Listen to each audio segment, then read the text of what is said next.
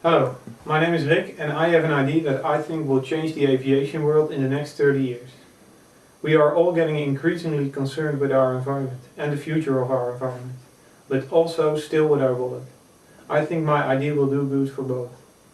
In current aviation the competition is very strong, so operating efficiently is very important.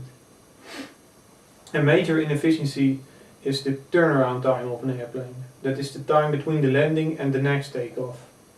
In this time the airline makes no money. In business or economic terms you find this cost under ownership cost or depreciation cost.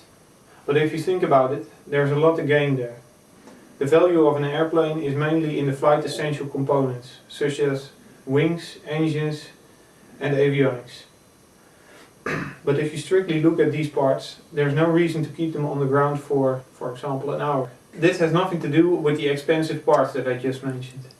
My idea now is to separate the flight essential components with a high value and low turnaround time from the passenger cabin with a low value but a high turnaround time. So the passenger cabin becomes a separate payload module.